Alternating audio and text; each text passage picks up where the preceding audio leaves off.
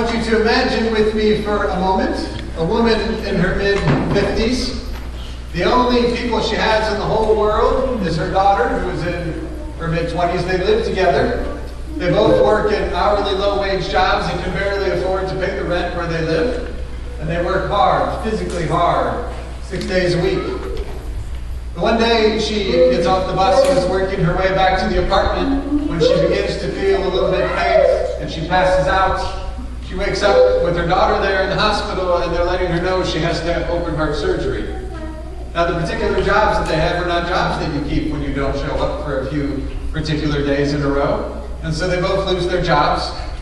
And then she goes through this surgery in the hospital but doesn't have any place to go after that. So now they're back to their place where they haven't paid the rent on time and they haven't paid their electric bill. Pretty soon they're getting an overdue notice and a shut-off notice on their electric, and the landlord is getting ready to begin proceedings for eviction. And this mother has called every social agency she can find. She has tried every place she can to get help and hasn't gotten any. And so she finds her way to a little church, hoping that the little church has just a little bit that can maybe at least keep the electric from getting cut off. And then she'll go to another little church and hope that they can do a little bit of the rent, and maybe another one can do a little bit of the rent. And if she travels around, she might get this done. I ask you to imagine this desperation, but you don't really have to imagine this. This happens all the time. We had a family stop in on Thursday asking if we could just put them up in a hotel for one night. They have a whole week that they have to worry about before they get paychecks after some family struggles, and they just wanted one night, just one at a time, right? There's a level of desperation there. And I have to be honest, as they came in on Thursday, I had some stuff to do, right? Like I was behind on some work that I wanted to get done this week, and I had a meeting that I had in the afternoon, and so the whole time that I'm hearing this terrible story, I'm kind of checking my watch, going, do I have time to deal with this right now? And I know that sounds terrible. But eventually we got it worked out, because it takes time to get someone squared away and into a hotel room, or to get them the help to get their electric paid and all those kind of things. And this is what happens, right? We have desperate people that come here with desperate stories. And they invite us into these little detours away of where we may have been headed in that particular day. And all of this came to mind with this story of Jesus.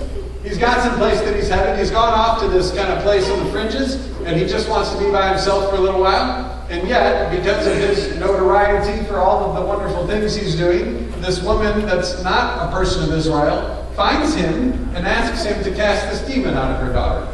She invites him on a little detour into her desperation because she has fallen down and begged at his feet. Now, initially he says kind of no, and she presses her case, and he ultimately says yes. Then he gets on his way again, and as he's on his way again, he runs into this guy who can't even speak his own desperation. He has to bring some friends along to speak it for him, and they ask for him to be healed, and Jesus, again, takes the detour into this guy's desperation and provides that healing. Now, as I hear this gospel story, it's one that has always made me wince a little bit. Jesus is always getting caught up in detours, if you pay attention in the gospel stories. Sometimes I'm okay with it when he speaks harsh to people. Usually that's to the wealthy people that are trying to figure out if they can stay really wealthy and not have to give that up to follow Jesus. Or it's someone else who wants to justify their own righteousness. He usually speaks kind of a harsh word to them. But when he gets invited into the detours of desperation of the people that are really hurting in the world, he always stops and has mercy on them, except this one where he tells her no. And so every time I hear this story, I want to not think that Jesus would talk that way, because that's not the Jesus I want to believe in. So then I got to try to justify, why would Jesus do that? So I used to think, well, maybe he was trying to teach the disciples with a negative example.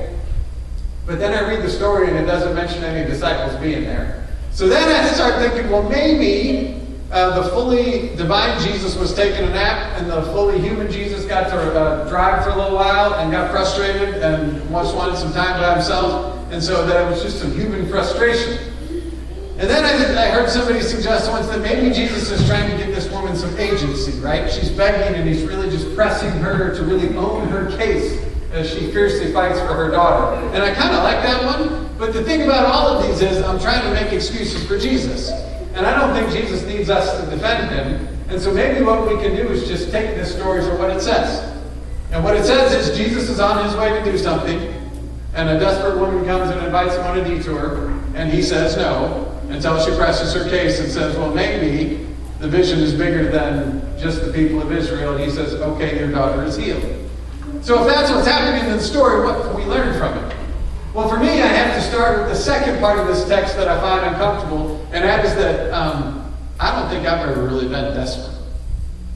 I tried this week to think about a time when I was as desperate as this woman is, or desperate as the people that stop in here looking for help because they have no place to sleep or not enough food to eat.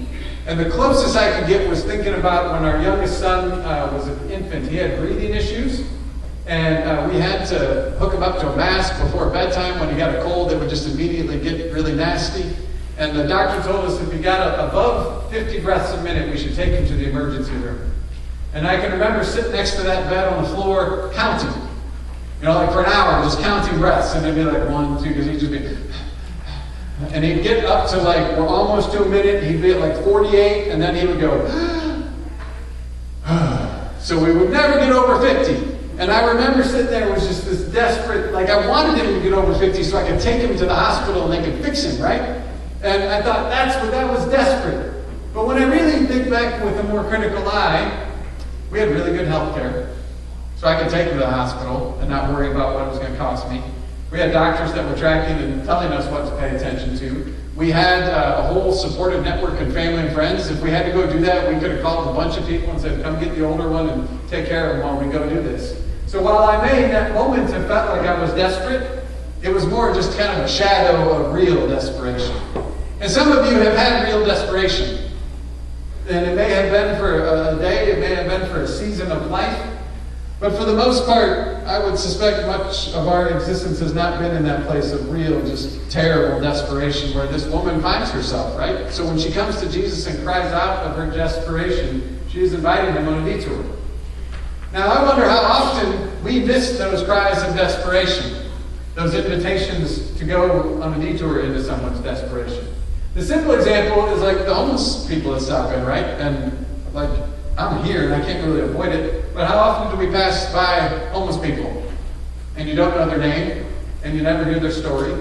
You don't know about the mental illness they have or the addiction they have, and what it is when they're standing with that sign is inviting you to take a detour into their desperation, and we skip that detour often. Because when you think about detours, if you really like hit one on the road, it's always inconvenient. It takes you a roundabout the way, that takes longer to get there, you might be late. We don't like detours. But it gets deeper than just homeless people. There are all sorts of voices out there that invite us away from the things we might otherwise focus on. Some of that's in our day-to-day. Every day, you all have a routine. You get up and go about that routine, and then these voices of desperation cry to us, and you think, yeah, but I've got to get this done, and I've got to get that done. Some of it's our collective life as a church. Every congregation, well, maybe not everyone, but lots of congregations have a mission statement. We have a mission as the church, right? We're supposed to go out and make disciples and spread God's word. And as we go about doing that work, sometimes these voices of desperation cry out to us, and we think, yeah, but that's not what we're doing. This is the thing we're supposed to be doing. And if we can learn anything from the story of Jesus, it's that maybe we should pay attention to those voices of desperation. And in our time, there are plenty. I think of the mothers, just like this mother, right? Her daughter has a demon. I think of those mothers whose children are wrapped up in this opioid crisis that we have all over our nation. And their voice that cries out for help and for healing, and maybe goes unheard sometimes by us. I think of others whose children have terrible mental illnesses, and our health system doesn't deal well with mental illness.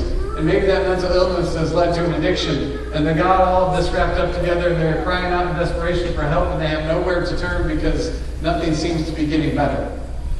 I think of black mothers who wake up every day, and I would bet pray that their sons don't get shot that day, as seems to happen more and more in our culture. It's at least more and more public. And then at the end of the day, probably saying a prayer of thanks that this day was one that ended well. Those are desperate voices. I think of the desperate voices of mothers in Syria who have watched their neighborhoods bombed out from them. Mothers in South America who have sent their kids off towards us, hoping that someone will catch them. These are all desperate voices, and all of them are crying out for life.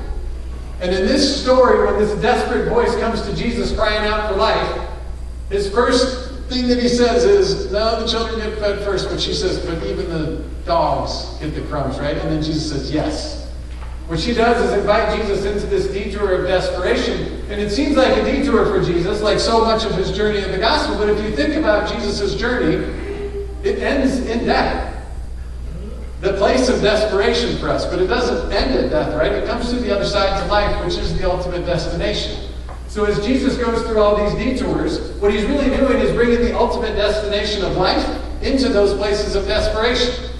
He doesn't wait till the end when he gets to death. He stops all along the way to bring life to every desperate person he encounters, including this one who has to challenge him a little bit to get there. But yet he does. Then he goes and he finds another guy that's desperate, and he brings him the ability to speak and to hear. And he continues on that journey. And so we as the body of Christ, we have this gift that Jesus has already given us this life. He has already gone through that desperation of death so that we can know that life is on the other side. But he doesn't just give us that life on the other side. He gives us that life now. If you pay attention to the Gospels, they are all about Jesus bringing life into places of desperation. So that the detour to desperation is not actually a detour. It seems like that might actually be the point. Now, as we gather as a church, we may put together missions and plans and things like that to keep us moving in a direction. In our own lives, we have routines and structures that keep us going. But what this story may just teach us is that God is inviting us every day into life, and sometimes that invitation might just be an invitation into somebody else's desperation. That desperation may be just for a moment. It may be for a week. It may be for an entire lifetime. But desperation does not negate life. That life always comes, and Jesus continues to call us to that place. So may we be blessed to have our ears opened, that we can hear those cries of desperation, and be brave enough to trust that God's grace can lead us into those places of desperation, and with us bring the life that he has already gifted us with, so that all people might know that life and feel God's grace as they walk. Amen.